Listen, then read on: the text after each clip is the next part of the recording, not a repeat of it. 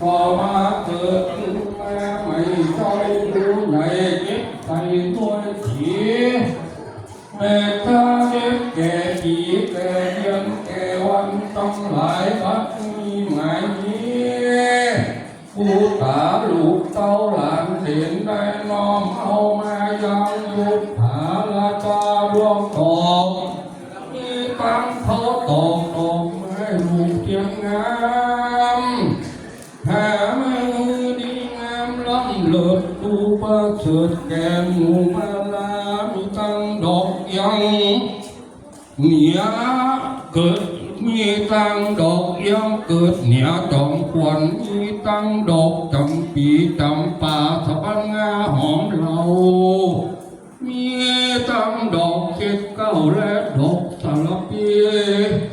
หอมตัวสดหอมงามมีตังดอกตื่นหางตาปลายหางหอมอ่อน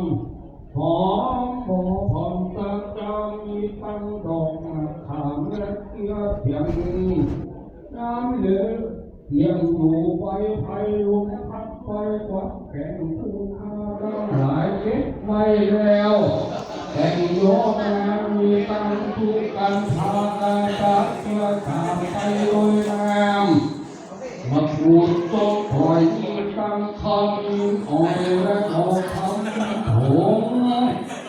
เมื่อจะเอามาตาลักตาหลุกผู้เท่าแก่ที่เจ้าไม่วันที่ลำแต่ที่ผีร้องว่าข้าร้องว่าผู้พาไปอุปถักยังหนักอยู่ห้องร้องว่าผู้พามียืนยองนองอุ่นหัวตุกใจหัวฟ้าลันใจฉะนั้นตุกใจร้องว่าผู้พาได้การทำผิดในทางไทยถอยเปลี่ยนเถียงตำยำเหนียวผู้เฒ่าผู้แก่ห้ามเลี้ยวเราเอาไว้บ้านคอยคำกล่าวเสียหายร้อนว่าผู้พาได้กลายไปมาต่อหน้าตุกบาดก้าดังกินไปร้อนว่าผู้พาได้ไอ้มือ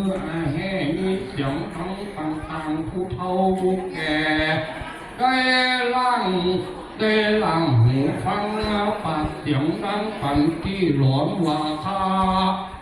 ได้เป่าปีสีซึ่ง